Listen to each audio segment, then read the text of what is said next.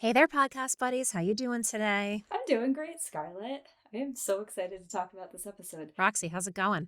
Oh my god, I'm emotionally ravaged after this episode. I'm feeling simultaneously full of so much piss and vinegar and just want to I can't wait to talk with you two about this, but also I just want to curl up and have another good cry. I can totally relate to all of that. I haven't had an episode make me spontaneously yell at the screen in quite some time. Yes. So that was really cool. I mean, thanks Mhm. guys. Seriously, oh man, if you can make me do that, I'm just like, ooh, that is some good filmmaking there. But yeah, I felt emotionally bereft after, but then I ended up coming out of it feeling good for the story's sake. I know I had told you yesterday that I really didn't want to do the rewatch and take my notes because I was like, I can't handle that episode again. It's just it was very emotionally taxing the first time I watched it. But when I went back and took my notes, oh my God, is this a fantastic episode? It is really, really good. And despite how hard it is to watch, and definitely it's a roller coaster through the entire episode, it's a really nice bookend to what feels like a new chapter in this story. That's a really excellent way of putting it. I also was very oblivious to the fact that the episode was called The Crossing until after I watched it. Thank you. Did not even pay attention to the title until it was over. And I was like, wow, might have seen that coming a little faster had I been paying attention to that. I love you for saying that. Literally, my very first thing on my initial thoughts in my notes, it says, I gave absolutely zero thought to the title of this episode. Zero. And at the end of the episode, it just hits me, no pun intended, why it was called The Crossing. So I'm a horrible person, too. I know, it is too soon. Oh, this was something else. So I really like how within 5 seconds of this opening, when she's in transport, they immediately make you internally clench, and it doesn't stop until you see Luke in a scene. That's literally fucking it. Because when, I'm seeing her head and her neck being secured to the side of the van, and then the bumps over the road and just the sound of the jolting and the action of the chains, holy internal decapitation risk Batman. I was dying. Mm-hmm. And so already I know how the rest of this episode is going to be. That's exactly what I took away from that. Yeah. It's done so well right from the beginning. They tell you exactly what kind of ride you're going to be in for in this entire episode. The sound effects were done so effectively. They were so terrible in the best way possible. It starts off in this first scene right here before you even get the title screen with just the heart pounding, and that sound of that heart pounding is so prevalent through the rest of the scenes. It's so good. Really is fantastic. And you have both her heart pounding and you hear her scattered breathing. There's no soft gentle music playing, there's no cutesy opening. No, we are going straight for the jugular straight away. The last time that we see a handmaid in this sort of mouthpiece looking worse for the wear was when Emily had her trial. So it immediately harkens back to that this is my first thought was we see that, and then we see what's approaching a military compound. I was like, she's not even going to get a trial. That place looked scary. I know. I was concerned about this place big time because there were stands, stadium stands, in the back fields. I'm like, what did this place used to be, or what is it now? And then the actual building itself, the main building, I'm like, those are chimneys. And I hope that they're just burning garbage and creating electricity in there. I'm sure that's what they're doing, Scarlett. Of course, yeah. Of course that's what they're doing. They're supposed to be into clean energy, but let's not even give them the benefit of the doubt. They're also supposed to be into protecting children, but here we are. Exactly. We hear June breathing, and it's scattered, it's panicking. And you can see it in her eyes at this point that there's confusion. That shifts very quickly to murderous rage, though, when we see you two's favorite boy, Nick. I don't know how you got lumped into that, Scarlett. I'm sorry. He's not my favorite at all. I know. See, I would love Nick if he was somebody else. Well, I think he was someone else in this episode. I have he is so many new thoughts for Nick. Yeah. Yeah. Yeah. And so does June.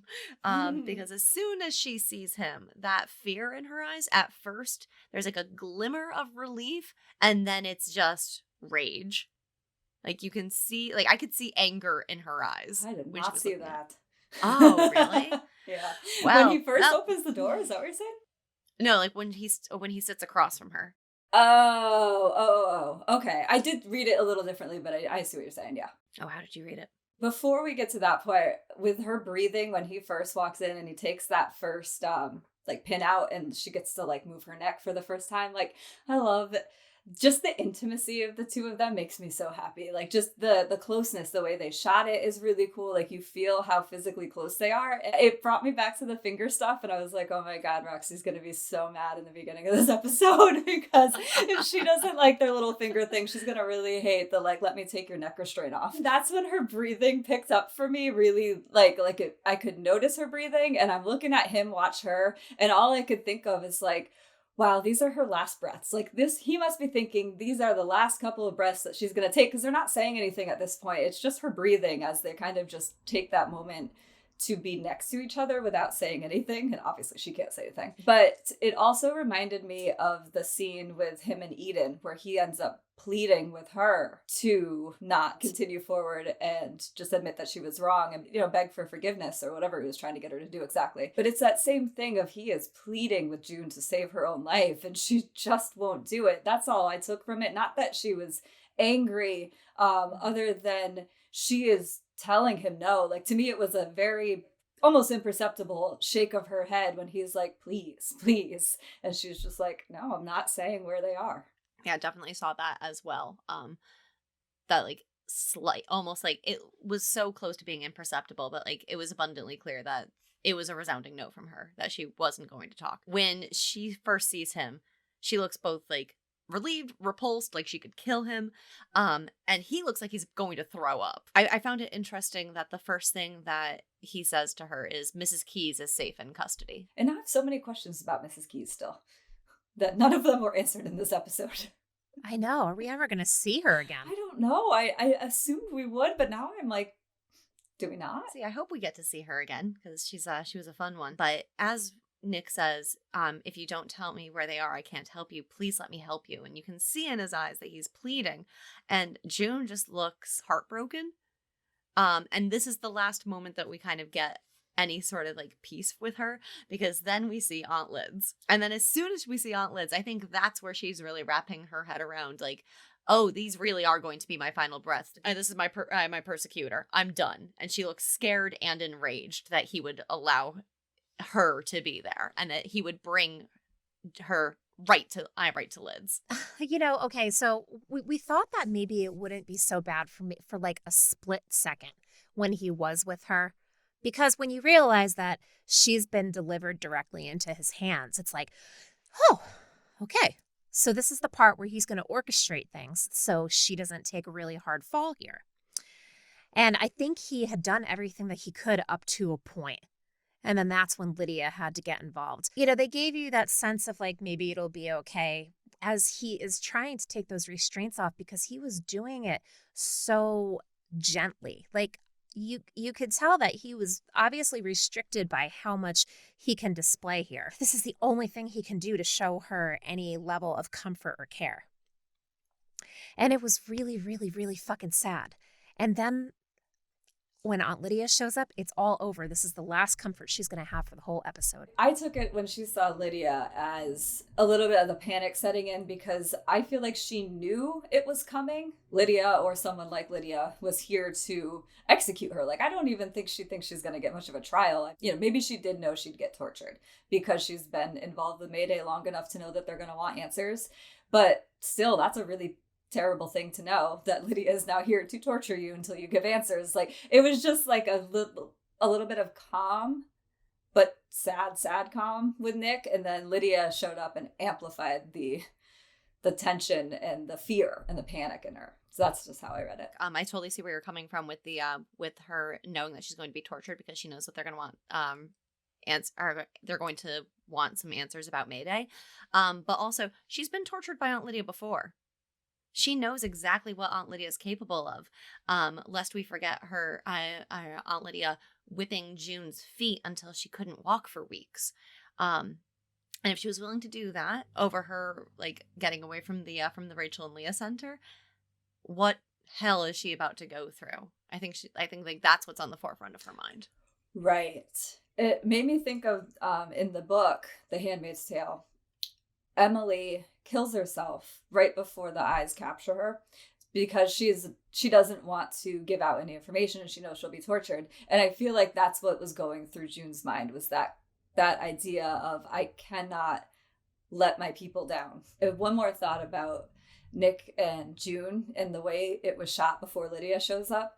It's so cool. I don't know if they're going to continue to do this or if this was just the first 3 episode kind of thing, where you get a shot of June's face, right? And then when they go back to Nick, it's like you're watching Nick through June's eyes. And it changes. It wasn't like that up until that point. It's when he starts taking the leg restraints off. And when they go back to his face, you're in June's perspective. And it's really close up, which is how close he would be as he leans down to undo her restraints. And she kind of, like, the camera zooms in on his lips. And to me, it's just such a normal thing to do for someone who have been intimate.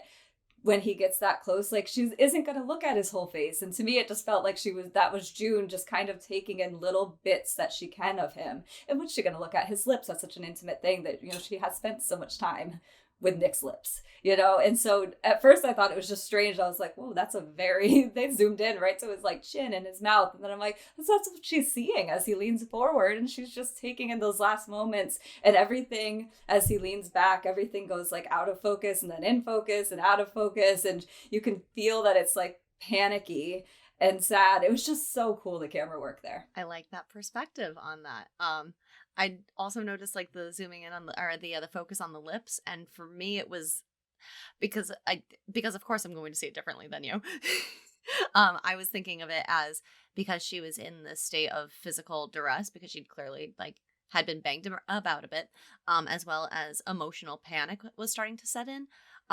I took it as she was focusing on his lips because she's trying to focus on the words that he's saying. But I like your interpretation better because there is that level of intimacy between the two of them. I've paid attention mostly to the words here in this short interaction. Obviously, June's not saying anything, but with Aunt Lydia, she says, I am here as her advocate. Think of me as her guardian angel. And I'm like, no, but also, I don't know. I feel like that's a phrase that should stick. I wonder what that means for the future. Because I'm positive that these two are not done yet. And then Nick, when he's basically sending her off, he says, be strong with the Lord and in the strength of his might. And what he's really saying here is for June to be strong, because she's going to need it. And that's the only way that he can say it. That's Nick with some Lydia doublespeak. Come on. Did we ever think we'd be saying Nick is a wordsmith? Who knew? Who knew? I'm appreciating Nick much more lately. I wouldn't say I would say it's a fluke if it didn't happen again in this episode. So I am enjoying Commander Blaine. I am also enjoying Commander Blaine, and I will look forward to his, how should I say, character development within this scene. And within this series. We've gotten more character development we've gotten more screen time from Nick in this episode than I think we did the whole of season 3. Yes, we have.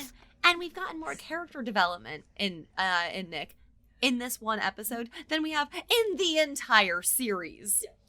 We got more personality out of Nick in this not this scene, but this episode than we have in the entire series. Do you guys think that maybe that's because, as we've seen with Fred, when someone's put into a position of power, it does shift and it does modify their personality a bit? Serena makes a point of mentioning that about Fred, is that, like, once he was in a position of power, he never helped her, and he was like and how she knows the Fred from before he was in power. Right. We hear of it time and again of these commanders, their personalities changing once they're in positions of power. And this is not just a Handmaid's Tale trope. This is a trope across like humanity. Mm-hmm. So perhaps that's what they're trying to push here is that in a more subtle way by giving the fans what they want with a little bit more of Nick, but also showing that because now he is in a position of power, he is going to change.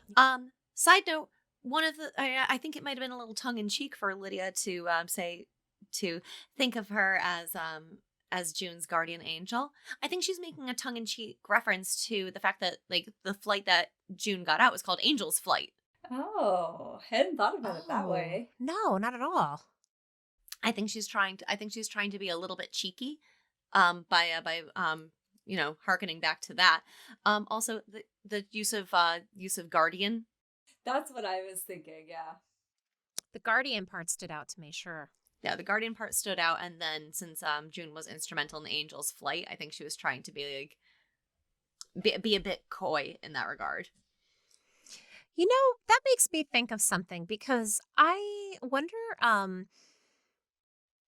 so obviously Gilead is an informational black hole. Canada is not. We have to assume that Gilead does have access to the things that are happening in Canada because Canada is kind of like an open book. They're not restricted in the way that Gilead is. And so I'm wondering what the people in Gilead think of the fact that this was called Angel's Flight. And I'm wondering, would they have picked up on that kind of information from, say, just like Canadian media? Or is it intel that they're getting from their own plants in Canada? Because we do know in the future in the testaments that there are spies from Gilead in Canada within the government that are operating to make sure that, you know, there are these Pearl girls that can go back and forth without any problems and stuff. I can't wait to see what Gilead intel looks like on the other side of the border. Right, right. I would say they must be. That had to have been from the start, right? Because the ones that with the takeover would have that ability and that wherewithal to just have intel because they've already worked in the government. You know what I mean? So the ones that stayed and were part of the takeover that were already in those roles were probably going to do just that. I feel like Nick would be ideal in this role, seeing as how he's so good at playing both sides of the fence, yet undermining Gilead when he can, and I kind of enjoy that. So, but we know that Nick goes way underground in the future if they stick to that storyline. But until then, I don't know. I would love to see what ends up happening to our friend Nick. Anyway, this isn't about Nick though. This is about June getting led down like the dark red like EDM hallway of doom. What Oh my God. the hell was that? That was the scariest thing. Torture music. Oh.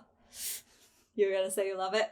No, of course I'm going to say I love it. Are you kidding? I know. I knew it. I thought of you as soon as I heard it. I'm like, I'm guarantee you she's jamming out to this right now.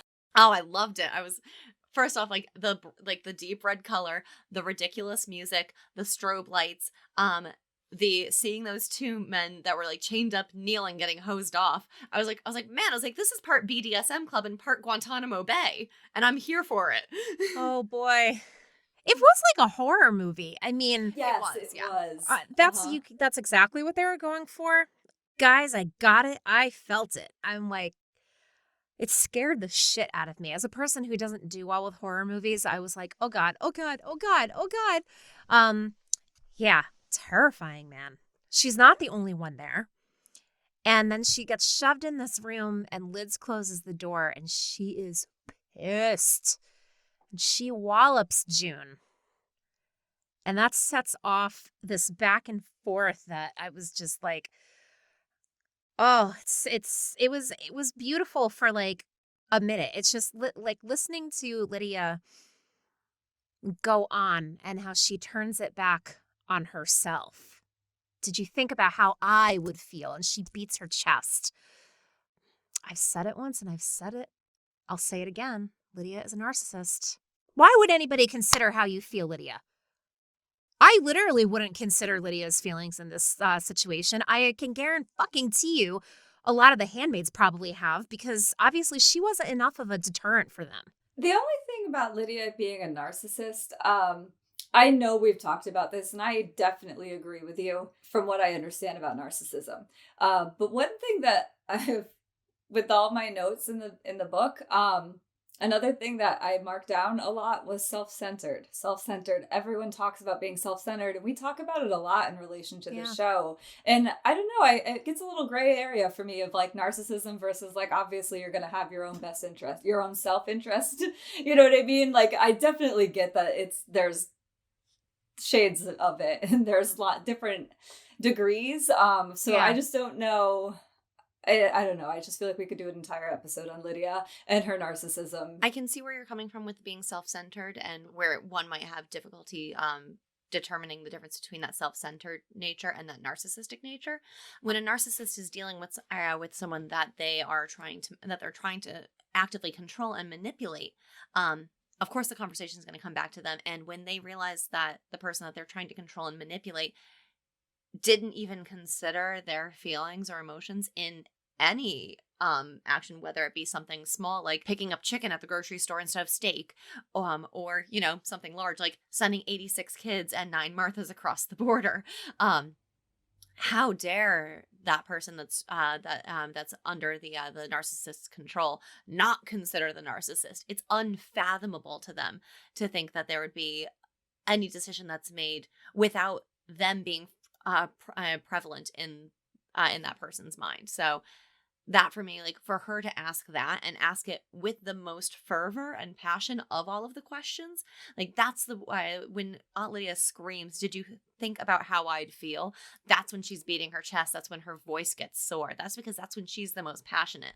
Yes, she's obviously mad at June because these kids have been taken away from quote unquote their families, but how dare June not even consider for a moment Aunt Lydia's reaction? That's the unfathomable part to her, and that's what makes this narcissistic behavior as opposed to self-centered behavior. Self-centered behavior would be like, I can't believe you didn't think about how I would feel. But a narcissist is just smashed in the face with this realization and doesn't know how to handle it. Does that make sense? No, it Yes. makes a lot of sense. I definitely think this scene where she's doing that action, it's definitely most prevalent of her narcissism and how I would differentiate the two. I'm just wondering, there's just so much. I'm so excited to see what they do with Lydia, because this episode got me really excited about her storyline again and the testaments, and I am fully on board with what I had initially written down in my notes for the testaments, which is that there's this line of Lydia saying at one point there was a time when she almost believed. And I feel like after watching this episode, this is it. This is the time that she almost believed. What we've seen of Lydia is that time. And it looks like June is the one who really held the mirror up to her face and said, look what you did. And I'm hoping we get to see that like unraveling of Lydia. Would be very interesting. So my point is that I was rereading the Testaments today, and I was going back to her indoctrination into being an aunt at the stadium. And it's very similar to a lot of the experiences that June's going through here. So I was reading those, looking for that. But what I keep thinking about with Lydia is just how much of that narcissistic behavior that we're seeing in this scene, would any of that come as like a pathology from that experience of the stadium? Like, do you know what I'm trying to say? I know exactly what you're saying. I do. I understand it, because to put it simply, I have had life experience with narcissism or people who have narcissistic traits. And in the moment, it's very, very easy to look at the person who is displaying those like narcissistic traits and try to like rationalize why they are the way that they are. And then you spend the rest of your life trying to figure out why the way they are and trying to have sympathy for them, trying to reach some place where you feel like you know where you stand with that person. And the reason why I say with Aunt Lydia that she is a narcissist is because of her reaction to rejection that we saw in season 3 with that guy. Okay. That she took that to a whole other level when he turned her down, and then she turned around and turned it back on a fucking poor single mother who was struggling. Because it was her, the sluts of America, that made it so that Lydia made this misstep in her own fledgling relationship. Then we have her crisis over being almost taken out by Emily, that took her down several pegs. She was really very vulnerable and very weak in that moment. And then to go on to that scene at the Putnam's house where she really let it all hang out, just how fragile she really was, regardless of like whatever front that she wanted to present to everybody. So that's another example. But the thing that really gets me is the point of view in the testaments. Like, she literally, it's basically a testament to how I didn't really do anything wrong. And I was Right. really only just following orders. And what choice did I have? I couldn't have done anything different. Her way to try to keep herself safe was to fully immerse herself, much like Janine, because in Lydia's experience, if you just walked the walk, then you were going to be safe. And that's exactly what Janine was trying to do. And that's exactly what Lydia did. And it worked for Lydia. So why wouldn't it work for Janine and everybody else? Lydia was trying to sell her guidebook on how to keep everybody fucking safe, and it didn't work. And she spends all of this time holding a mirror up to all of these women's faces, to all the ways that they failed. And Lydia has not once been able to handle the mirror being held up to her own face and having to face her own vulnerability. So that's why I am on team Lydia is a fucking narcissist. Thank you for coming to my TED Talk. I'm not done. I need TED Talk part 2 because I still Let's have more go. questions. Let's go. I'm ready. So I love all of that. Okay. Does that in order to be a narcissist, are you saying that it has to be something, is this something that she is already born with? Or is this something that she is conditioned to have? Like, that's my question is, and therefore, if it's not something she's born with, can she reverse course? Like, is this something that is like, you can change your No. behavior? Narcissists, they don't frequently change. They do not respond to things like therapy. Often they understand how to use the therapy in their own lives to once again achieve what it is that they want over other people. And I'm not sure about the born part. I know that narcissists can certainly be made. I do remember that LA Not So Confidential podcast did an episode on narcissists. I'm very sure they did. Go look it up. They're fantastic. I'm very sure they did a whole episode on that and like what makes the narcissist really unable to change. And in my own experience, my anecdotal experience with narcissists is when that mirror is held up, they cannot hold themselves accountable, and they cannot come to terms with what they've done. They can feel it. They are perfectly capable of feeling it. They cannot ever admit it. They can't fully acknowledge it. And that is exactly what I have seen Lydia do all the way up through the testaments. Think about when June is giving it to her later and telling her how she's failed her girls. She can't even register that. She can't hear it. And I have seen that reaction from, my own father, who is the granddaddy of all fucking narcissists. They can't handle that mirror being held up to their face. They cannot compute that. And it doesn't matter if they're born or if they're made that way. There's really no coming back from it. Yeah, that was my question. If it's something that could happen to you where it's like a PTSD, because I thought there was also some PTSD happening to her in this scene.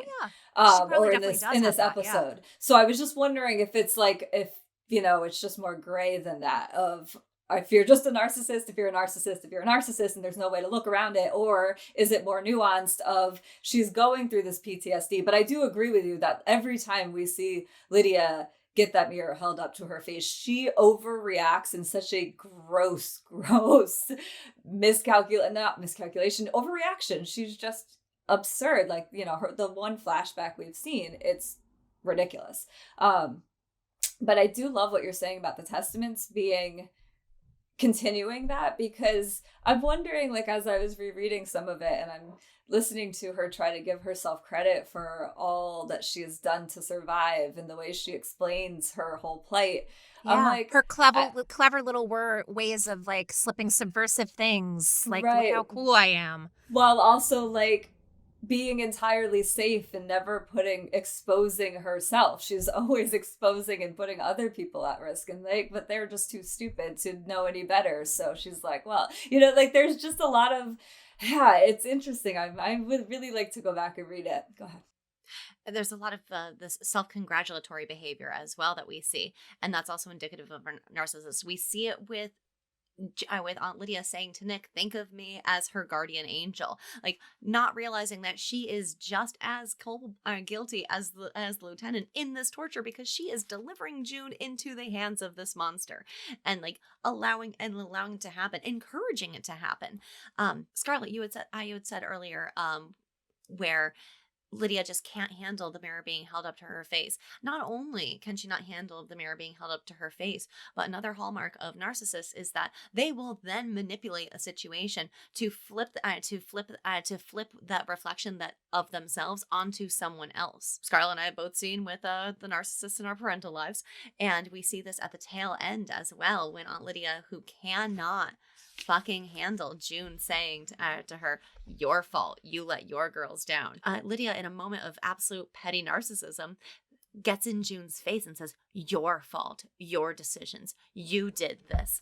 And she's effectively trying to displace all of that blame that she feels and can't process onto June to eradicate it from herself. It's classic narcissistic behavior. Yeah, it made me laugh as I thought about how often June is referenced in the Testaments. It's not that much, considering, her two daughters are the two of the narrators. She knows as much, and she still barely references June. And it makes me laugh as I'm watching this episode, because I'm going to guess that Lydia is going to take the credit for all of June's successes within Mayday. It looks like at this point, any kind of resistance that Lydia figures out is going to be following in June's footsteps. She's literally showing her the way. And if that's what the Handmaid's Tale is going to be with this source material, is like the Handmaid's Tale. Obviously, we're still in June's story. And if this is June just going through and Lydia having her own reckoning and way of taking all of this and boosting herself up and then soothing herself of like, see, everything I did was fine. It makes so much more sense now. I'm glad we had this conversation, but we should probably get back to the episode. I'm sorry I derailed us. No, this it was the episode though. This is the pertinent. episode. No, we're still in it. Yeah. I feel like we're more in the this is Testaments book club part 2. Well, you mean like part 27? The rewatch. Stay tuned. Yep.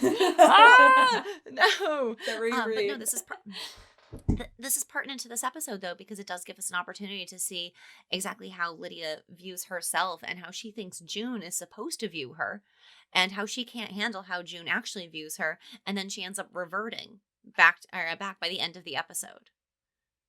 So this is a very relevant conversation to the episode we're watching. I totally agree. And also, let us just take a moment to appreciate the fact that we are completely in between, like, literally everything. This is uncharted territory. There's nowhere to go but fresh new stuff. This is just so cool. Like, everybody always wondered what happened to the handmaid at the ends of the first book. Well, now we know what happened to the handmaid. I'm down with it. Let's do this. I just love this whole, like, you're in trouble, young lady, bullshit that she gives her. But the consequences of this discussion are so much bigger than you shouldn't have taken the car without permission. I mean, they start strapping her to a table and, hello? Who is this fucking guy? Lieutenant who? I would kill for subtitles right now. Who is he? Okay, can we go back for a second? And also, since you're talking about this lieutenant, this is the guy that I thought was Judd that I saw. So thank you. I was wondering if that's who this was. 99.9% sure this is not Judd, but I don't know who he is. The interactions between Lydia and June before, when it's just the two of them alone, is so perfect, because first of all, that slap across the face reminded me of when June got slapped across the face from Fred in season 2, right? And it's jarring, or was it season 3? No, it was season 2. It was the end of season 2, and at the end of season 1, Serena walloped her across the face too. And with Fred, she, at that point, like the evolution that we've seen of June, she hits him back. And at this point, I felt like, because June is, I mean, as feral as you're going to get in this scene, I was interested to see what she would do for a half a second. I'm like, oh man, if she hit Fred, what is she going to do to this woman? Then I'm like, oh, she can't do anything. She can't speak. She can't move. And I was like, it doesn't matter because you could tell everything she was thinking through her body language. And while she physically hit Fred, this was her physically hitting Lydia. This interaction was so cool with no words and barely any ability to move. I couldn't believe the amount of words and conversation that I was getting between Lydia and June as they went back and forth. It was really, really well done. And I had noticed for the rest of this episode, there are a lot of scenes that make me think of an earlier scene. And that's why I had said in the beginning, like, it's a nice bookend to this part of the story as we move on to what feels like a new chapter. So, Commander or Lieutenant, whoever he is acting super gentle but yuck. She is not going to give up her friends. And she is positively savage when she says, there is no light here. God has forsaken this place. And then immediately he hits her. And like, what did he do? Did he hit her arm, her hand? Did he hit her like in the stomach? Wound. He hit her wound. He did. Okay, it happened so fast that I couldn't figure out like what he hit. But I'm like, I don't think he hit her hand or her arm because that's up higher. And then I'm like, did he just get her in the stomach? Like, oh Nope, my God. Straight, like just fist bash to the wound. Oh my God. That was awful. That was just right up there with the first scene in the van with the chain like yanking on her neck as they were jilting. Wow. There's so many moments like that in this. And then we've got some Guardians, and they're like wearing some Vanta black, huh? Like that black that they were wearing was so black that I felt like I was going to get sucked into them, which I imagine if you're being strapped into a table by them, this must be doubly terrifying. And then it's even more terrifying because they all get down to pray, and that's not even close to reassuring in this setting. And now they will waterboard her. And before they waterboard her, though, I want to just point out one thing. Creepy lieutenant guy, there are very few things as condescending as when a man calls a woman sweetheart in that tone. And when he called her sweetheart, it crawled underneath my skin and is still festering there. Because he knows exactly what he's doing when he says that. Like, that is so intentional, and it's meant to be infantilizing and put her into a take away any sort of position of power. And he says it with such smugness. It makes me want to rip his lips off. Can we talk about Aunt Lydia in the hallway? Oh, we do have to do that, yeah. Aunt Lydia in the hallway is us right now. Oh, yeah. She's struggling with her part in this. Aunt Lydia is literally just realizing, oh shit, maybe this is bad and my conscience should perk up a little bit.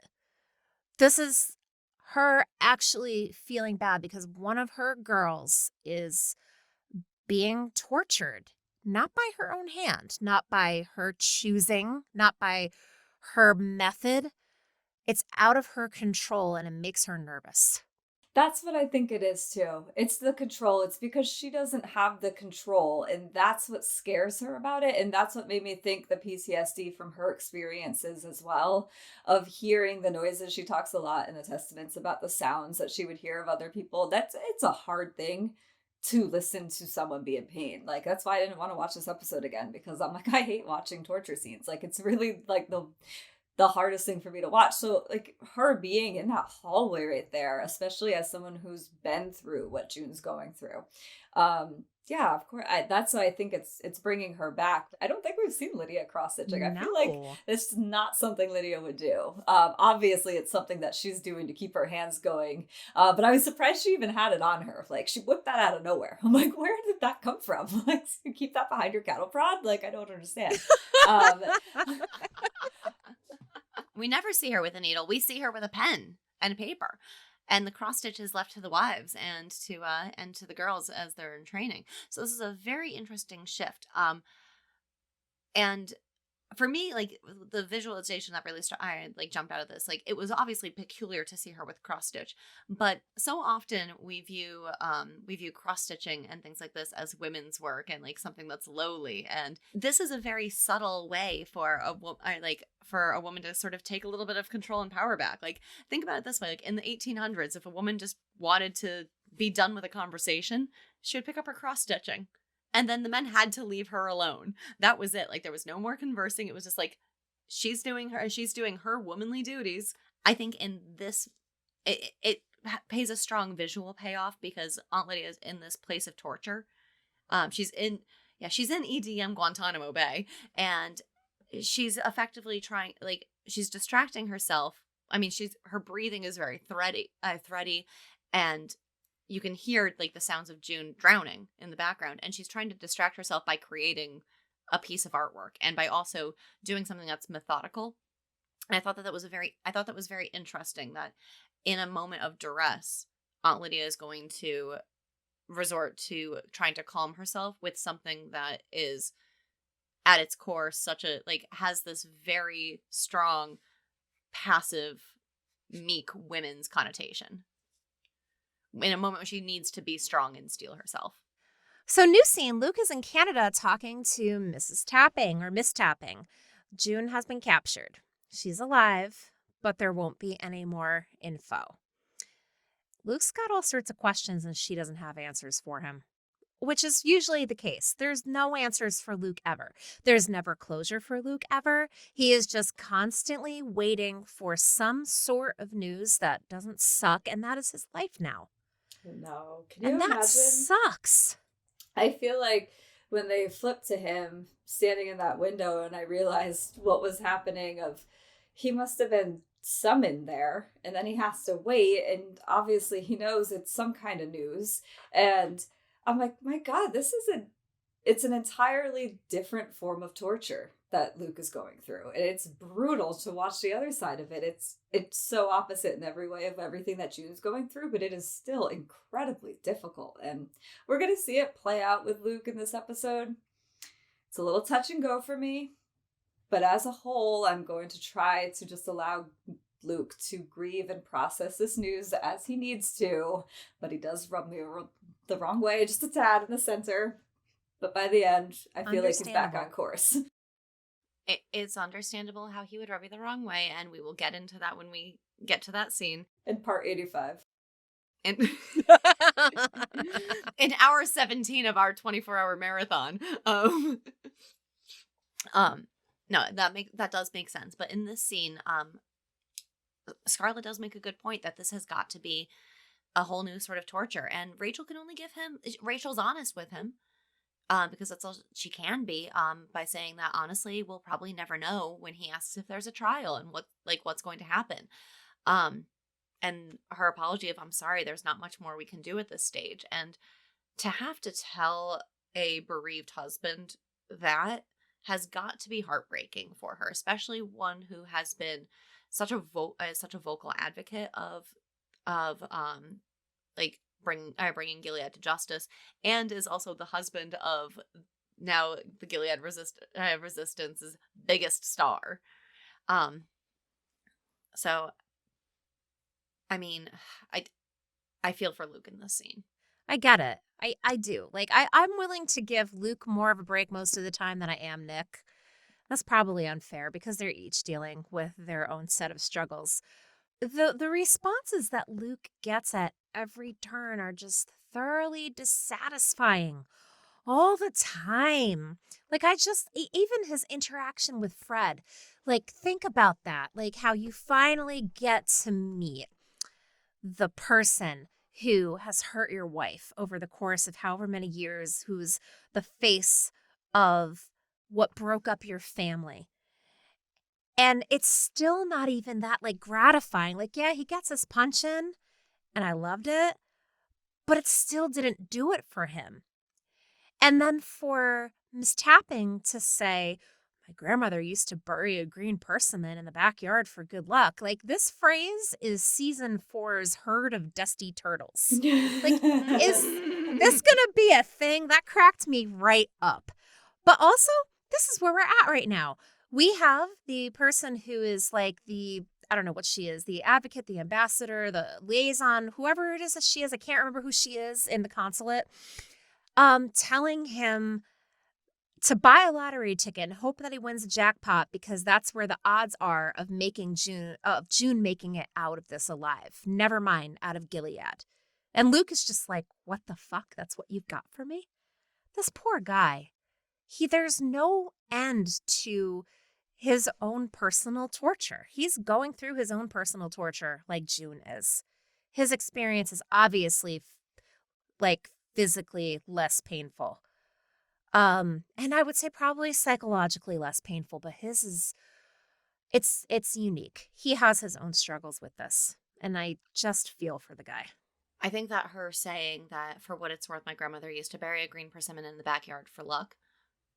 Just a suggestion. It's not just it doesn't just come across as as an entirely random superstition. The closest that I could find was to bury a green persimmon is and delivered by children. It's supposed to bring good luck. Which is why it's important that Nicole was the one plunking it down, and that's part of that's in the Encyclopedia of Superstitions, Folklore, and the Occult Science. That's the only mention of it though is one line of just to bury green persimmons is believed by children to bring good luck. Which is very frustrating that that's all we can get. But what that says to me though is that the two of them have spent enough time together, Luke and Miss Tippings, for her to understand that Luke's not a religious man.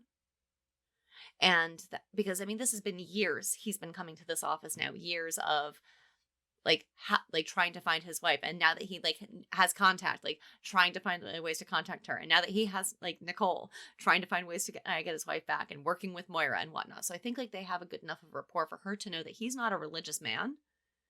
So she knows that saying to him to pray is a lesson in futility. So this is her way of offering a friendly consult of sorts. So just I don't know how to comfort you, and you need to find a way to comfort yourself. And you don't believe in religion, but maybe we can get you to believe in something superstitious, and it will give you some sort of ceremony with which you can have some sort of closure.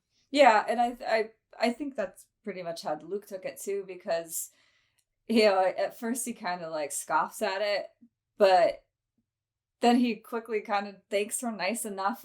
There is a rapport there, and he realized it's not her fault that she has to be the bearer of this news. And she did the best she could with delivering it to him. She cut to the chase when she walked in, and she tried to offer some sort of condolence, but what can you say after you give him that news? There's nothing you can say other than just give him some time to sit with this.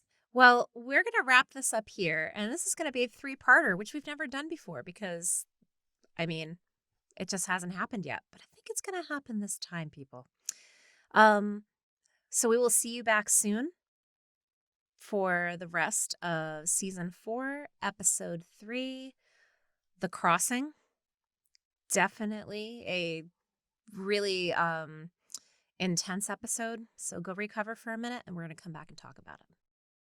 And do either of you know who directed it? Because I forgot to check, but it's got to be a season 1, 2, 3 director. Oh man, I'm such a dick. I can't remember. Hold on. This directing is good. It's got to be. Is it Colin Wilkins? I think it's Kira Snyder. Directed by Elizabeth Moss. Written by Bruce Miller. Guys, round of applause. Nice fucking this episode. job. It is got me in all the right places. So coherent with the whole story, and of course it does. God damn it, that was so good. No, I'm telling you though, I think they're punking us. I feel like they listen to us and they're like, oh, these bitches think this is going into Testament's territory. I know. We're gonna make them think that it is right up through the first episode, and then the 4th episode we're gonna fuck them all up. And that's where that's going. And Lydia dies. Okay. Yes. I know, yes, right? Clearly. They've done this all just for our pleasure and just to prove Absolutely. us wrong. Who's the narcissist now? I was going to say, should we go back to this narcissist conversation?